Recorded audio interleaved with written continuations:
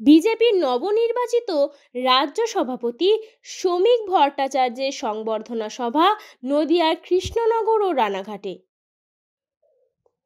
বৃহস্পতিবার বিজেপি নদিয়া উত্তর সাংগঠনিক জেলার উদ্যোগে প্রথম সংবর্ধনা সভা কৃষ্ণনগর জেলা শহরের নগেন্দ্রনগর এলাকার একটি বেসরকারি লজে এবং দ্বিতীয় সংবর্ধনা সভা বিজেপি নদিয়া দক্ষিণ সাংগঠনিক জেলার আয়োজনে রানাঘাট নজরুল মঞ্চে। একই দিনে পৃথক পৃথক সময়ে আয়োজিত দুটি সভাতেই বুথ স্তর থেকে শুরু করে দলের মণ্ডল জেলা স্তরের নেতৃত্ব সহ কর্মী সমর্থকদের ভিড় ছিল চোখে পড়ার মতো।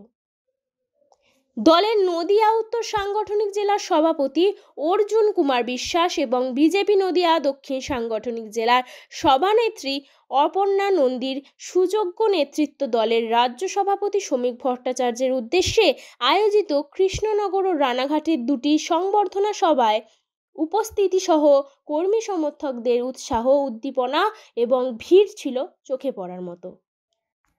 দিনের দ্বিতীয় সংবর্ধনা সভার রানাঘাট নজরুল মঞ্চে দলের নদিয়া দক্ষিণ সাংগঠনিক জেলা সভানেত্রী অপর্ণা নন্দী শ্রমিক বাবুকে উত্তরীয় পরিধানের পাশাপাশি পুষ্পস্তবক দিয়ে বরণ করে নেন।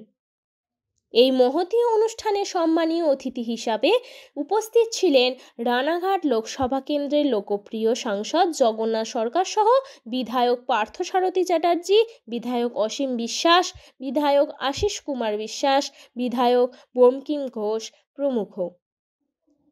দলীয় সংবর্ধনা অনুষ্ঠান শেষে বিজেপি রাজ্য সভাপতি তথা রাজ্যসভার সাংসদ শ্রমিক ভট্টাচার্য সংবাদ মাধ্যমের মুখোমুখি হয়ে রাজ্য সরকার এবং তৃণমূলের নানা দুর্নীতিকে সামনে এনে একযোগে তুলোধনা সহ কটাক্ষ করেন এবং শ্রমিকবাবু আরও বলেন, 2026-এ বিজেপি ক্ষমতা এলে সরকারি কর্মচারীরা 100% ডিএ পাবে। তাছাড়া এই সরকারের বকেয়া ডিএ দেওয়ার ক্ষমতা নেই বলেও মন্তব্য করতে ছাড়েননি শ্রমিকবাবু। বাংলায় শিল্প কলকারখানা তৈরি প্রসঙ্গে তৃণমূলকে কটাক্ষ করে শ্রমিকের মন্তব্য, কর্মপ্রার্থীদের চায়ের দোকান, চপের দোকান খোলার পরামর্শ দিচ্ছে রাজ্যের মুখ্যমন্ত্রী। 6688টি কোম্পানি তাদের হেডকোয়ার্টার বাংলা থেকে সরিয়ে নিয়ে গেছে অন্য রাজ্যে। এটা সব থেকে বেশি ভাববার বিষয়। বর্তমানে কাজ করিয়ে কন্ট্রাক্টররা টাকা পাচ্ছে না। পথশ্রী প্রকল্প থেকে শুরু করে কন্যাশ্রী সবেতেই দুর্নীতি তৃণমূলের। ফলে তৃণমূলের বিদায় ঘণ্টা বেজে গেছে রাজ্যে এবং 26-এ তৃণমূল উৎখাত হবে এমনই দাবি তোলেন বিজেপির রাজ্য সভাপতি শ্রমিক ভট্টাচার্য। ডাক্তারদের কাউন্সেলিং শুরু হয়ে গেছে, নিট দিয়ে যারা এসেছেন, সেখানে দেখা যাচ্ছে 2010 সালের আগে যে ওবিসি রিজার্ভেশন ছিল সেই 66টি ওবিসি রিজার্ভেশনকে মেনে নিয়ে সেখানে তাদের ভর্তি করানো হচ্ছে। এটা শুধুমাত্র হিন্দু ওবিসিদের অধিকার কেড়ে নিয়ে এক শ্রেণীর মুসলমানকে খুশি করবার জন্য, মানে সিট তো ভর্তি হবে না, তাদের একটা বার্তা দেওয়ার জন্য যে এই সরকারটা মুসলমানদের সঙ্গে আছে, হিন্দুদের জন্য নেই, এই বার্তা দেওয়ার জন্য করে একটা প্রজন্মকে ধ্বংস করে দেওয়া হচ্ছে। মুসলমানদেরও বোঝা উচিত এদিকে তাদের কোনো লাভ হবে না। তাদের ছেলেমেয়েরা ঠিক দিকে দিকে মাদ্রাসায় যাবে, খারিজি মাদ্রাসায় যাবে, আর তাদের যারা নেতা, যারা বিজেপির মুসলমান বিরোধিতার কথা বলবে, তাদের 2 কি 3টে ছেলে মেয়ে তারা ইংলিশ মিডিয়াম স্কুলে পড়বে। এই ওবিসির নাম করে গোটা হিন্দু সমাজের এই যে ওবিসি, লক্ষ লক্ষ ওবিসি আছে এই নদিয়া জেলায়, এই নদিয়া জেলার ওবিসিদের পেটের ভাত কাটার ব্যবস্থা আজকে করেছে বর্তমানের সরকার।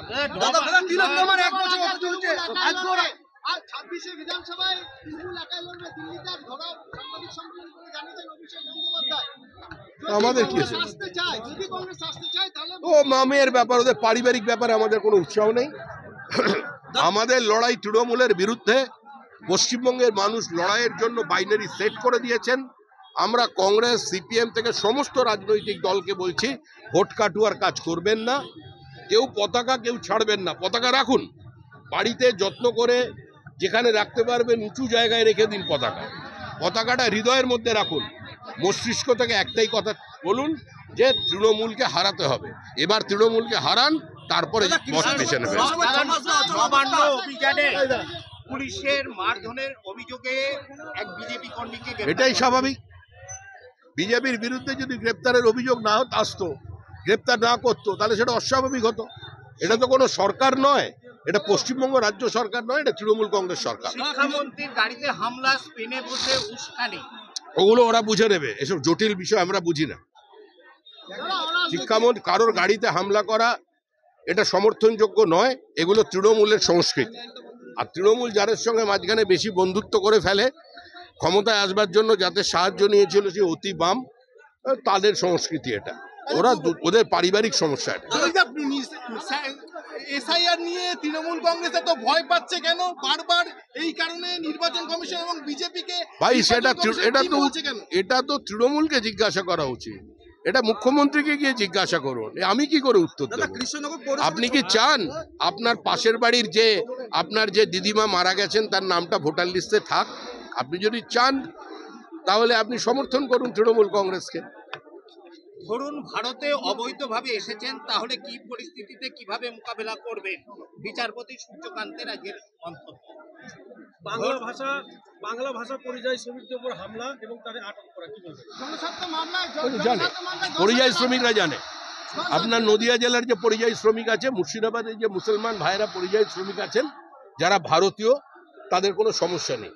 বাঙালি পরিযায়ী শ্রমিক কারা বাংলাদেশ থেকে এসেছে, জাল আধার কার্ড সংগ্রহ করেছে, তারাই দিল্লি পুলিশকে, হরিয়ানা পুলিশকে, পাঞ্জাবের পুলিশকে, মহারাষ্ট্রের পুলিশকে, কর্ণাটকের পুলিশকে চিনিয়ে দিচ্ছে।